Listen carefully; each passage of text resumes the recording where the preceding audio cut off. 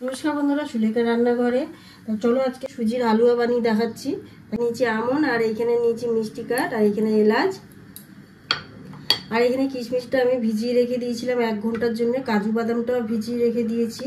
Cherry ফলটাকে দেখো ভালো করে ছোট ছোট টুকরো করে নিয়েছি। আর এখানে শুকনো সুজি রয়েছে। এবার আমি কড়াই বসিয়ে দিচ্ছি। তো এখানে কড়াইতে দেখো আমি সাদা তেল দিচ্ছি অল্প। এরপরে দেবো ঘি,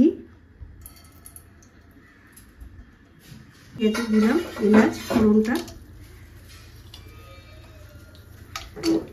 মিষ্টি কাঠ। হালকা ভাজা হয়ে গেছে। গ্যাসটাকে সিমে রেখে ভালো করে সুজিগুলোকে ভাজছি।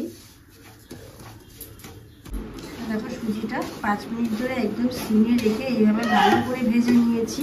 এবার একে একে দিয়ে দেবো কাজু বাদাম,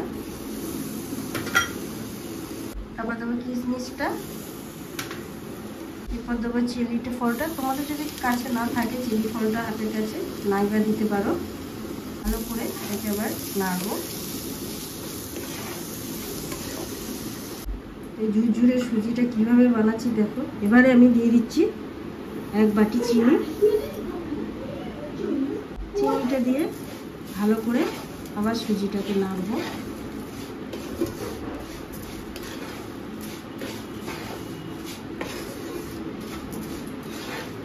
এবার একটু 2-3 মিনিট গ্যাসটাকে একটু জোরে দিয়ে ভালো করে অনবরত নাড়তে হবে।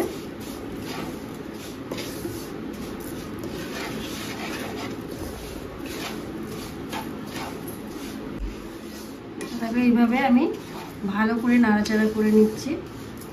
2-3 মিনিট হয়ে গেছে। এবার আমি অল্প অল্প জল দিয়ে দেবো। এবারে জল দিয়ে দিচ্ছি দেখো এই বাটির 1 বাটি, মোটামুটি এই বাটি 2 বাটি জল দিলাম। আমি এইখানে দুধ ব্যবহার করলাম না, আপনারা চাইলে দুধ ব্যবহার করতে পারতেন। গ্যাসটাকে পুরো সিমে রেখে দিয়েছি। দিয়ে একটু ঢাকনা দিয়ে দেবো। 1 বাটি সুজি 2 বাটি জল দিয়ে এবং ঢাকনা দিয়ে 2-3 মিনিট রেখে দেবো। যেহেতু এখানে আমি দুধটা ব্যবহার করছি না, উপরে একটু বাটার দিয়ে রেখে দিলাম। দিয়ে ঢাকনা দিয়ে দিচ্ছি। বাটারটা দিলে খুব সুন্দর গন্ধটা আসে। ঘি তো আগে দিয়েছিলাম, ঘিটাকে ভালো করে ভেজে নিয়েছি, কিন্তু এই গন্ধটার জন্য এই ঘিও দিতে পারো, কিন্তু আমি এখানে বাটার দিলাম। এই সময় একটু নেড়ে দেবো ওই 2-3 মিনিটের ভিতরে।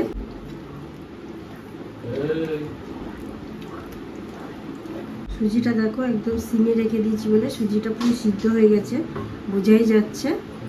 এবার আমি গ্যাসটাকে জোরে দিয়ে দেবো। দিয়ে এইভাবে নাড়তে থাকবো।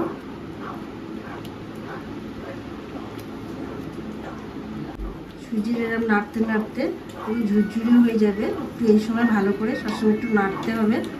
কতটা বেড়ে যাবে দেখবে, মানে ঝুরঝুরে হবে এই সময়। একটু এইভাবে একটু কষ্ট করে এই সময় একটু নাড়তে হবে। এক হাতে ধরে কড়াইটাকে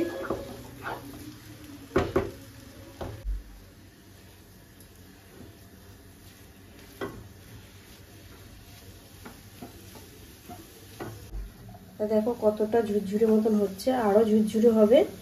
এই সময় একদম গ্যাসটাকে আমি কমিয়ে রেখে আস্তে আস্তে নাড়ছি। এখন 10 মিনিটের মতন একদম দেখলে নাড়াচাড়া একদম আস্তে আস্তে ভালো করে নাড়তে হবে। গ্যাসটা একদম এই সময় জোরে দেবো না।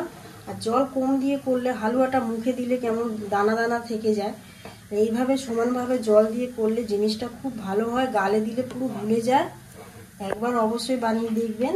পুরো কতটা হয়ে গেছে ঝুরঝুরে। তা একদম পুরো 15 মিনিট ধরে একদম আমি এইভাবে নাড়লাম। ওইদিকে 10 মিনিট, আবার 5 মিনিট আমি নাড়লাম। পরিবেশন করে আমি দেখাচ্ছি। দেখো কতটা ঝুরঝুরে হয়ে গেছে, দেখাচ্ছি দেখো। আর এটা টানা পুরো 1 সপ্তাহ মতন এরকম থাকবে। কত সুন্দর ফ্রিজে রেখে রেখে খাওয়া যাবে।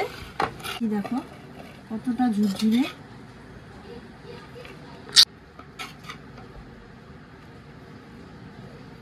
সুজির হালুয়া পুরো রেডি হয়ে গেছে। আর একদম কত সুন্দর খেতে লাগে, গালে দিলে একদম ভুলে যাবে। অবশ্যই আমার মতন বানিয়ে একবার দেখুন। আর দেখে যদি ভালো লাগে চ্যানেলটাকে সাবস্ক্রাইব করবেন, লাইক করবেন, কমেন্ট করতে ভুলবেন না।